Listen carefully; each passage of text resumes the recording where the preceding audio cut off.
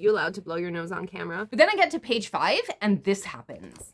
I'm just gonna let this airplane pass because flight path. I read, I think, a page and a half, and I decided to DNF this book already because I'm already so annoyed. And it's gonna be a TMI, and it's gonna be an overshare, but it is 4:14 in the morning. I have been awake since about 3 a.m. I haven't slept well. I haven't been feeling well these past couple of days. And I don't know, there's just like random thoughts that are on my mind. So I figured that it's probably a good time to sit around and vlog about them. I've been sort of poking around YouTube this morning, trying to get myself settled while I have my coffee and all that. And I don't know, like, I don't know if I love the YouTube algorithm because it keeps suggesting things to me that I'm just not interested in, which is, you know, super, like, I know that that's what YouTube is supposed to do. And hopefully that's the same algorithm that brought you guys here, but I'm just so bored with the content that's out there. And I don't know if you guys are feeling the same, but it's almost like there's nothing new and original anymore. And I don't know if I'm helping the case of that. So anyway, not feeling great. So this could just be me kind of bitching online, which, you know, will happen in your 40s. So, you know, hopefully you're here for that and you want to like and subscribe to this video. Yeah, I was looking at a lot of strategies lately on how to grow my channel, how to bring people here. I know that like something a little over 80% of the people that watch this channel are not subscribed. And, you know, like I just was trying to figure out where my voice is in this big ocean of creators. And if a channel with my level of participation, let's say, could even consider themselves as being creators and content creators or influencers or whatever you might want to label that. I just want to come here and talk about books with people who like to also talk about books, but like also talk about life and also talk about all of those insecurities that come with, you know, just being a person on this planet. And, you know, always to refer back to books and share my reading journey with you all. And I would like this channel to be, I guess, a place of imperfection where people that are tired of the aesthetic can come and hang out and feel like they're talking with a best friend and just chill and be cozy and relax. And I don't mean cozy in like an aesthetic way. I mean, like, you can show up here in your sweatpants with your hair all over the place. You can pick your nose for all I care, and I will still love you. And and I think that that's probably the vibe that I'm going for. And hopefully you guys are feeling that. So if you're vibing with that, then definitely, you know, stick around. So yeah, I've been feeling under the weather, and it's going to be a TMI and it's going to be an overshare, but I haven't had a good poo in 2 days, and that kind of affects my mood. This is why I'm saying that you guys are like my best friends, because you never know what you're going to hear on this channel. And I don't care if that goes out onto the internet, because I'm sure I'm not alone with being crabby when these things happen to me. I know that my sister, if she's watching, absolutely understands what I'm saying. And if you do, maybe you want to share that in the comments. I don't know. I don't judge. But I've been like kind of not well. And you know, I've been drinking, I've been eating the salads, like I've been having like all the things. And I don't know if it's just like because I'm 9 days before my period, or, you know, there's just some things, you know, there's some things that are going on. So I don't know what's going on with my body right now, but I'm not in a happy place. I'm also kind of in between reading months. Let's talk about reading again. Okay. That was a bit of a weird topic, but I don't know if this little portion of recording is going to end up in a vlog. Hopefully I'll put it in the middle of a video somewhere so that you guys are not introduced to this in like the intro of the video, because probably a lot of you would have clicked off by now. But if you guys are still here, thank you so much. But basically, I've been feeling kind of weird because as I'm filming, it's nearing the sort of end of a reading wrap. I've just finished filming the reading wrap up for the month, and I've got another couple of days left to in August, before I have to start the September TBR that we picked out the list of that we picked out a list of books from the TBR teapot. And I don't know if I'm looking forward to reading those books necessarily, or if it's because I seem to be having like a mental block where I don't want to actually start the books, because it's like the last 2 days of August right now. I don't want to actually start the books because it's not technically September. And for some reason in my like type A personality brain, that like really bothers me because it's not technically September. I'm a Virgo rising, you know, so if you're a Virgo out there, you probably get that. Like, it's not exactly precisely what it should be. So I'm not sure if I should start my September books, or if I should just like do a try a chapter to see which books I want to read in which order, or if I even want to read those books at all. Other things that I've been debating for this channel are like, I want to, you know, when I was redoing my bookshelves the other day, I was thinking, there are some books that I have here that I don't know why I bought. Like, I don't know why I bought them. I don't know why I have them. I don't know if I'm still interested in reading them. I don't know what I was thinking. I don't know who that girl was when I bought them. And I think that it might be time to do an unhaul video. And I was kind of debating, do I do that in September because it's Jewish New Year soon at the end of the month? And that would be like a really good time to do a purge. Or do I wait until like October, when that's my celebrating 1 year of booktube, which I can't even believe I have stuck with it this long, which is like a personal accomplishment. So I could do it then, or I could wait until January and then do it as like a beginning of 2025 type of spring cleaning. Oh, spring wouldn't even be in January for me. That would be like a New Year's thing. Spring cleaning would be more like April for me, or May. So I'm trying to decide when is a good time to do an unhaul video. So if you guys have suggestions for that, please leave it in the comments below. When do you guys like to see your book unhaul videos, or does it not matter to you at all? Because I would like to have more participation from everyone who's watching, and that would, you know, that would be like a, I don't know. I might just put up this video as like a random bonus vlog for you guys, because it's just not, I'm not in a good place. You allowed to blow your nose on camera? People are gross. I'm no exception. So yeah, I just, like, I've said it to you guys before on the channel, I just want to kind of keep it real. If I was going to blow my nose in front of my best friend, I could probably do it in front of you too. Anyway, thank you for listening. So let's talk about the book that I'm reading now. I went to the library the other day and I picked up what they say is like the Swedish Stephen King. This is I Am Behind You by John. I'm not even going to try and pronounce his last name. Forget it. But it's really cool. It's about these 4 families who they are like in a camper van setting. Where's my English? It's like freaking 4 o'clock in the morning. It's about this group of people. They're in a campground.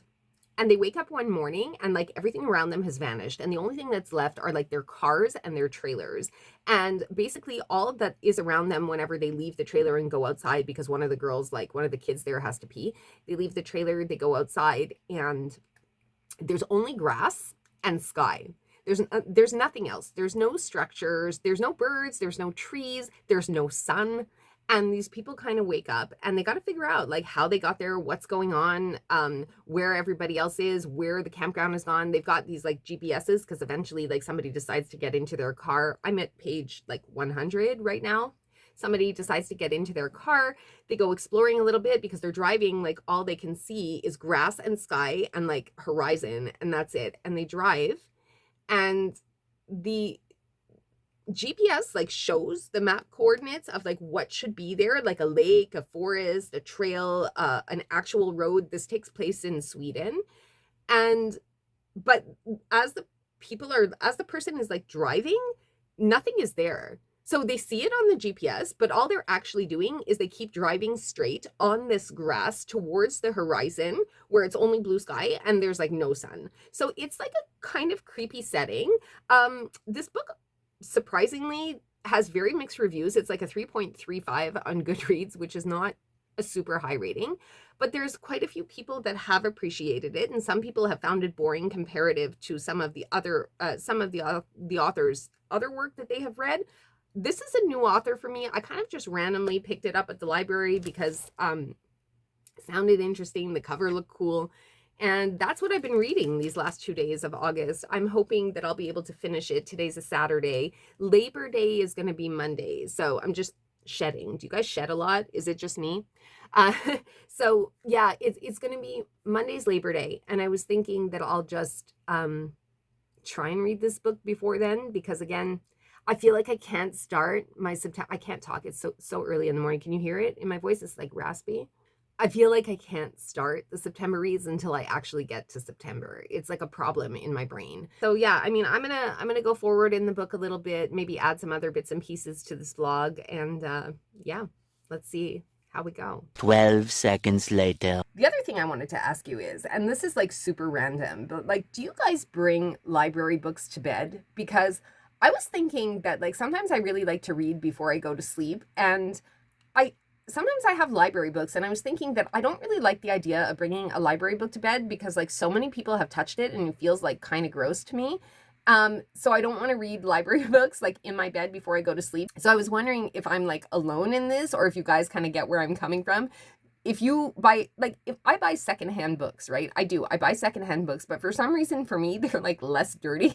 So I was just wondering if you guys bring library books to bed with you, or if I'm the only one with this particular quirk where I kind of find it gross and like don't want to have them in my bed. Because I lie down kind of like, I stretch out on my bed and I lean myself like this and I have the book down in front of me and I read, and I know it's not great for my posture. Like my mesotherapist tells me that it's like ruining my shoulders and stuff, and that's fine, but whatever. Then like the dirty cover of the book kind of ends up on my sheets. You know what I mean? And like, I don't know if I should be bringing library books into bed with me. So do you guys do that? Because like this book here had 2 flies dead and stuck between the pages, like minuscule little flies, but they were there and I didn't remove them. A little longer than a few minutes later. So I decided that for the September reads, what I think I need to do, because the pile of books, and I'm just going to remind you what they are. So these are the books right here. We had a TPR teapot video, which I will link to in the info card up here for you.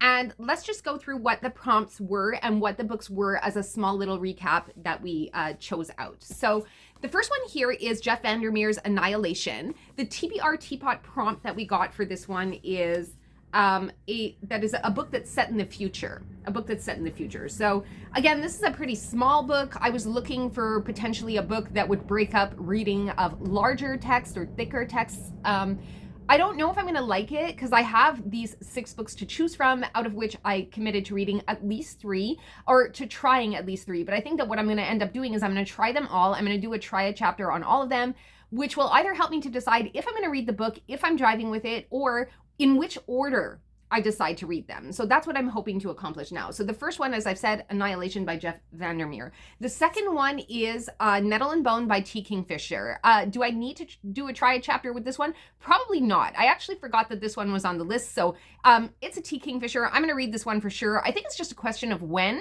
And the prompt that was associated with this book was that it needed to feature a royal family. So this one apparently does. And anyway, it's T. Kingfisher. So for sure, I'm going to read this one.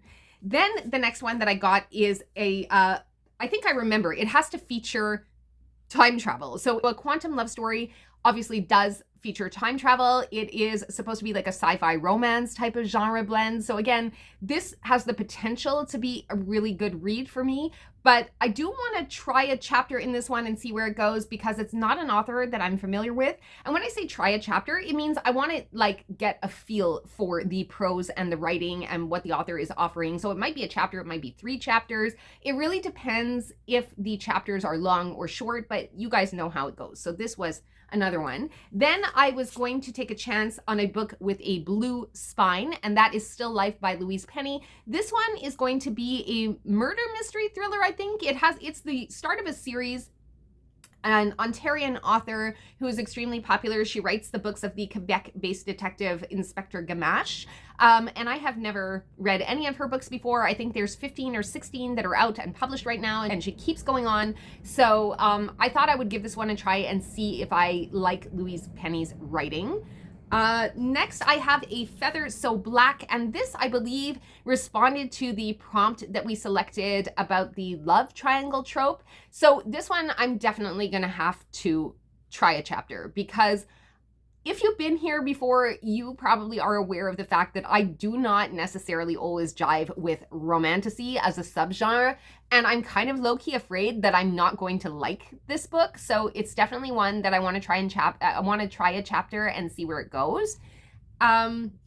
And then lastly, I know that some of you guys have been really excited to see what I think about this one and have maybe even added it to your TBRs as well. But lastly, it's going to be Projections, which is a revenge story. And we got the prompt up here had to do with selecting a book that would talk about a revenge story. And I don't know anything about the book aside from what was written on the flap, and I've never read this author before, but as I understand it, it has to do with a woman who was killed, and then it's basically her ghost that comes back to haunt or take vengeance upon the person who killed her. So I think this one too, I would definitely have to try a chapter and see if I can make my way through it. But if I bought it, it's probably because I heard good things. So I think that that's what I'm going to be doing. It's Saturday. I'm going to give all 6 of these books a try, and I will let you know how I sort of conclude which books I'm going to read, if I'm going to read all of them or not, if I'm going to unload some, all that jazz. So yeah, stay tuned and we'll see where we go with them. So I've just finished the first chapter of Projections, and it's actually quite a short chapter, but it did take me a little bit of time to read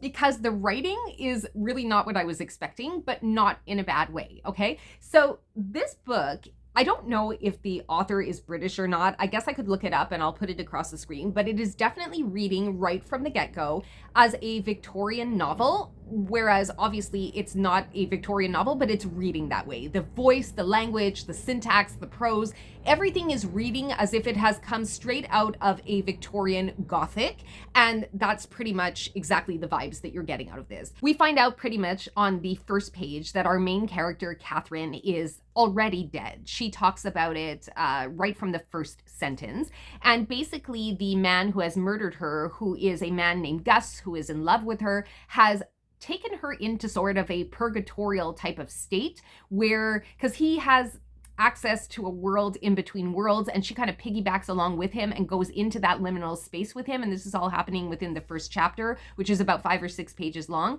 And she is kind of hovering around, and he says to her something along the lines of, you know, I couldn't have you in life, but I'm going to make it my mission to have you in death, your death, not my death, as in Catherine's death, not Gus's death.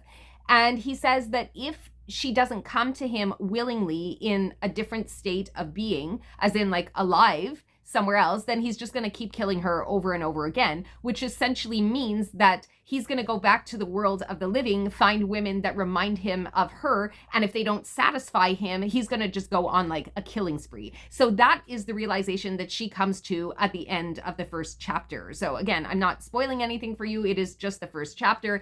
And I think that I probably could get into this one. I definitely would like to at least see where this is going. I find it really hard to get into the prose. Maybe it's because it's really early in the morning, so I definitely want to be reading this book when I'm a little more rested and can devote the amount of time and attention that it's going to take for me to really, really get into it. And also, I find myself reading this book with a British accent in my head, which I think can't be stopped because the airplanes are starting again. Wow. The airplanes only want to come when I'm vlogging, you guys. But yeah, I think, yeah, so like I was saying, you know, I cannot help but read this book with a British accent in my head because it is reading so very much like a Victorian Gothic. Like it's giving very Jane Eyre, which is, if you've been here before, you know, my absolute favorite Victorian novel. You guys, like most of the internet is so in love with Pride and Prejudice, but you guys are missing. If you're not in love with Jane Eyre, I don't know, man. Jane Eyre is like my absolute favorite Victorian novel. But yeah, this is kind of giving that, but with a little bit of a magical spin. Magical. I mean, she uses the word magical in her voice in the first chapter, but I would say it's more like paranormal. Like it gives you more of like a Gothic paranormal type of spin. I just want to read you like so you can get a feel for the language and to give you an idea as to why I need to be fully rested before I immerse myself into this. But basically, I'll read you like the first 3 paragraphs, okay? So it says, if only Gus Farrow had not fled so precipitously on murdering me, or indeed if he had fled to any refuge but this one, I might have found peace. There my body lay on the river bank, cooling like so much stale porridge, mud-smeared from my struggle, and there he stood above with his darting eyes, his mouth still befouled by proclamations of what he had called love. Had I been in any condition to speak, I might have disputed that the sentiments of my murder deserved such a name. But I could not form words. Please do not infer from this that death had left me voiceless. On the contrary, I knew that I was dead. I have never been disposed to avert my mind from facts, however disagreeable. With a certain stunned detachment, I noted the body so lately mine, now silent, limp and filthy, its petticoats mingling with the muck. Nonetheless, I was still screaming and found I could not stop. So, I'm just gonna let this airplane pass because flight path. So I don't know if you guys are getting kind of an idea of the voice of this novel and how I'm getting very Victorian Gothic vibes out of it, but think the monk, think Dracula, I wonder if the monk is Victorian. I feel like the monk is more 17th century and less 18th century, if I remember my uni courses correctly. I feel like the monk's a bit older, but it is definitely giving that Gothic vibe. And yeah, I will need to be more rested to get into this book more, but I think I'll probably end up giving it a try. So far, so good. Okay, so now we are going to talk about A Feather So Black. This is going to be pretty easy. I didn't even make it a chapter. I didn't make it past 2 pages, okay? Like I read, I think, a page and a half, and I decided to DNF this book already because I'm already so annoyed. It is full of impronounceable character names, and that is something that is a huge pet peeve of mine. I don't even want to go, like, I think 1 or 2 in terms of an impronounceable character name or place or setting, I might be persuaded to overlook, but then they're starting a whole history of this world, and too many things are like extra impronounceable, and my brain just can't handle that kind of mental gymnastics. So I have decided that I am actually not going to continue with this book just based on the fact that there are names that are long and weird and I cannot for the life of me figure out how to pronounce, and I just don't want to be in a world like that. So after a page and a half, this one is going to be unhauled. And I also want to mention that, like, this is something that was not at all obvious to me when I read the blurb at the back of the book or when I looked up the ratings on Goodreads to see how people felt about this novel. Literally no one made mention, at least that I could see, of the fact that the character names and places were super difficult to pronounce, which I don't know if that bothers you, but it really bothers me. Like, it bothers me enough that I'm actually angry about this. So because it's a waste of money. You know, first of all, it's a waste of money because nothing on the back of the book hinted to the fact that there would be so much complication within it. And it's kind of giving The Goblin Emperor to me, which is another book that I didn't even make it through the first chapter, where the same thing happened because the names and places were so hard to pronounce that I wanted to take the book and throw it against a wall. So I'm going to spare the book itself because it's not the book's fault. It's the author's fault that I'm feeling this way. So I'm not going to toss the book across the wall, but I am going to unhaul it so that somebody else can maybe enjoy it. I'm actually so angry about this that I want to show you guys why I'm pissed off. So this is as far as I've gotten. You see that? Like page 5. So there's basically the cover page. There's a dedication. There's a little quote from, I don't know, I never read the quotes. Then there's chapter 1, so that would be page 3. And not only was I getting YA vibes right away from the prose, which I was already thinking to myself, okay, I'm not going to like this book just based on the prose. But then I get to page 5 and this happens. Do you guys see that? Do you see that right there? Is that coming into focus for you?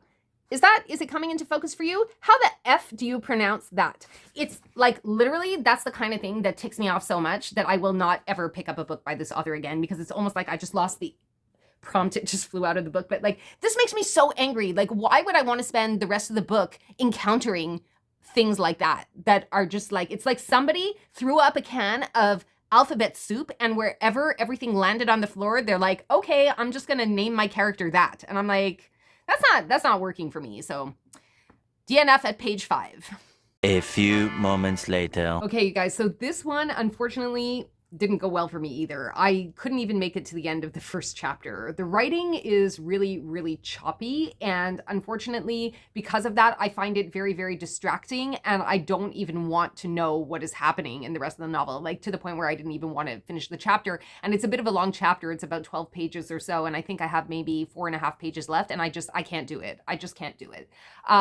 The sentences are very short. There's like I'm having trouble sort of like stringing ideas together. Find myself having to reread paragraphs just to kind of get the gist of what the author is saying. And frankly, I don't know if this is a book that's written in English or translated into English, because sometimes things are lost in translation, or maybe it's just the prose in general. I don't know. If you guys know if Louise Penny writes in English primarily, please let me know, because I am not getting a good fluid vibe when I read this. There were too many times where I had to stop and reread sentences and reread paragraphs, and that created too much of a resistance for me with the prose of this novel. So unfortunately, this one is going to go on the reject pile as well, and we will hope for a second success with the next book that we will move on to. 5 minutes later. Right, so we have another successful try a chapter, which is great. So that's so far 2 for 2. This is a quantum love story by Mike Chen. So we're introduced to Carter, who has been stuck thus far up until the point where we meet him in a time loop, doomed to to repeat everything that he has been doing for the last umpteen different times that he's been through this time loop. And he actually keeps a notebook to keep reference by rote memory and also by referring to notes what exactly he did in the previous time loops, and he's basically trying to get himself out of this time loop. And he doesn't know how he got stuck in it in the first place, but all he knows is that 4 hours from when we initially meet him, the science building that he works at is going to explode.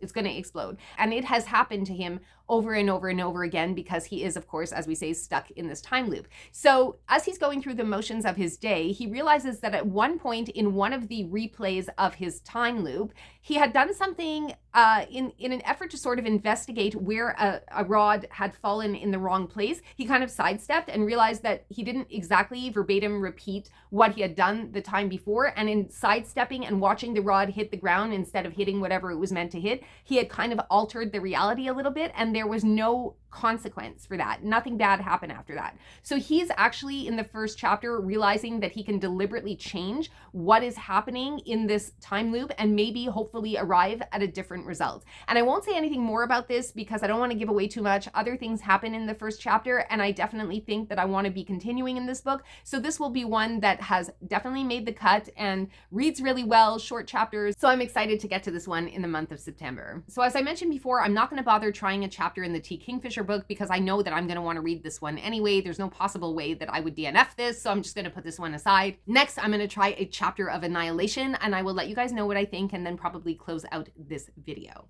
Okay, so for Annihilation, I actually only got to page 10, but I'm pretty confident, having paused the book at an opportunistic place, that I am going to want to continue with this one. Not just because it's a shorter read, but because I'm actually curious to see where it's going. It is a first-person point of view climate sci-fi, which is also the first in a series. And I don't know if I'll continue with the series or not because it's really too early to tell. If you guys know me at all, you will know that sometimes I get really excited about a book when I get maybe 20-30% of the way in, and then I think, okay, great, I'm gonna love this, I'm gonna want to continue it. Then I go buy the second book, and then it turns out that when I get to the ending of the first book, I'm super regretful that I went and purchased the second one.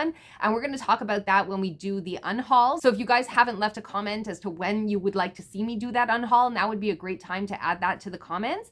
But I am going to want to continue in this one. The reason that I stopped at page 10, however, is because the first chapter is 30 pages long, and I didn't really want to give it quite that much time. Really, the point of this exercise is to read a few pages and see if I would potentially want to continue with this book or not. I have decided that yes, I'm going to want to continue with this one. So we have 4 out of 6 books that we selected in the September TBR Teapot that I am going to continue with, and 2 books that I am not. So with that said, I want to thank you guys so much for being here today and for coming along on this vlogging journey. Let me know if you guys like the vlogs. I know that some of you have said in the past that you do enjoy that part of connecting with me, or me connecting with you, I should say, on this channel. I really love to make these vlogs. I think it kind of breaks up the monotony of just doing list videos and reading wrap-ups and things like that, because it gives a more personal sort of look.